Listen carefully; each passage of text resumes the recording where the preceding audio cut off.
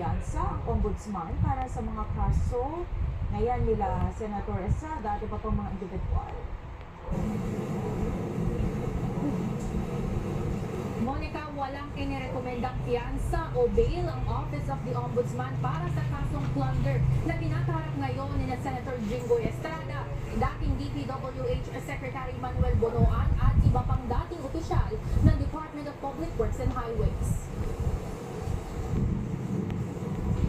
Formal na sinampahan ng Office of the Ombudsman ng mga kasong plunder at 2 counts ng graft sina Senator Jinggoy Estrada, dating DPWH Secretary Manuel Bonoan at iba pang dating local engineering officials na sina Denrel Cesar Fortuna, Manny Bulusan at Arturo Gonzales Jr. sa Sandigan Bayan.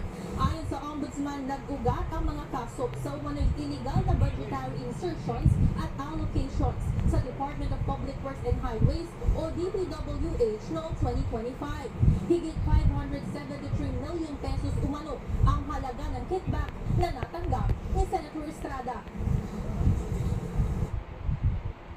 Our evaluation shows that substantial public funds were deliberately funneled into designated infrastructure projects in exchange for predetermined commission fees or kickbacks.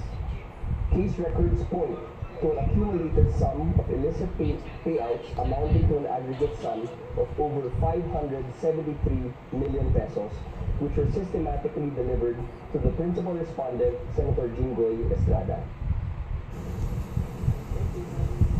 Bagamat sinasabing sangkot din sa anomalya, hindi na isinama sa mga kinasuhan ang yumaong dating DPWH Undersecretary na si Catalina Cabral, pati ang dating DPWH officials na ngayon tumatayo ng mga state witness na sina Roberto Bernardo, Gerard Opulencia at Henry Alcantara. I want to emphasize that this is very clear. Our case is built on solid, immovable evidence. These state witnesses have provided comprehensive, cross-corroborated sworn statements that map out the execution of this scheme. Samantala sa paparehong hapon na inihain sa hukuman ang mga kaso, narakol na rin agad ng Sandigan Bayan sa kanilang mga dibisyon kung sino ang hahawak ng mga ito.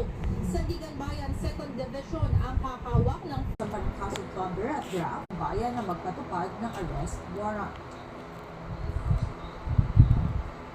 Hintayin natin yung warrant. Pag lumabas yung warrant, we'll proceed. Before na i-transplant na po successful.